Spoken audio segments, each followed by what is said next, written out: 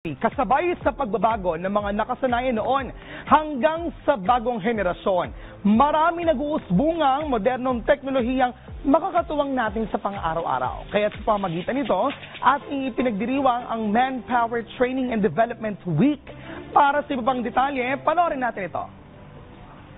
Sa araw-araw, maraming pagbabago ang nangyayari. Para sa mga manggagawa, kinakailangan ng pagsabay sa mga pagbabago tulad ng pag-usbong ng artificial intelligence o AI at mga teknolohiya. Kaya't kinakailangan ang paglilinang ng mga bagong kasanayan.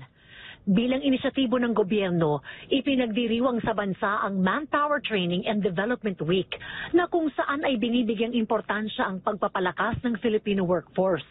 Pinagtibay ng dating Pangulong Ferdinand Marcos Sr. ang nasabing selebrasyon sa ilalim ng Proclamation No. 1142. Tuwing selebrasyon, ang Philippine Society for Talent Development o PSTD ang nangangasiwa ng mga aktibidad tulad ng mga learning webinars. Nagsagawa ng press conference ang PSTD bilang ceremonial launch para sa nalalapit nilang 60th anniversary na inorganisa naman ng International Accreditors for Continuing Education and Training o IACET. Isang non-profit organization ng IACET na nagbibigay accreditation sa mga natatanging organisasyong may mataas na kalidad na training at education programs.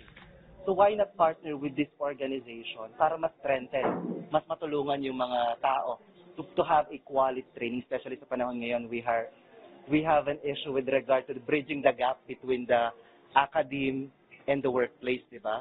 Binigyang linaw naman ni PSTD 2025 President Reyna Rivero ang kahalagahan ng kanilang organisasyon at importansya ng paglilinang sa mga manggagawa kasabay ng pag-unlad ng teknolohiya. Right? Kasi kung maganda yung technology, hindi naman nagagamit ng mga tao, wala ring silbi.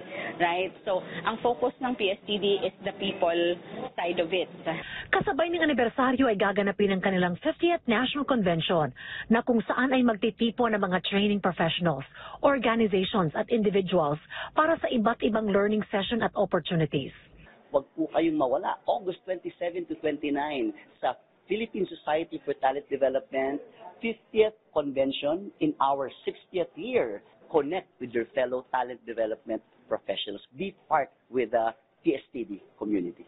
Habang patuloy ang pagbabago sa paggawa, hindi pa rin maikakaila na ang tunay na lakas ay nasa manggagawa. Sa kahit anong pag-unlad, ang yaman ng mundo ay palaging nasa tao.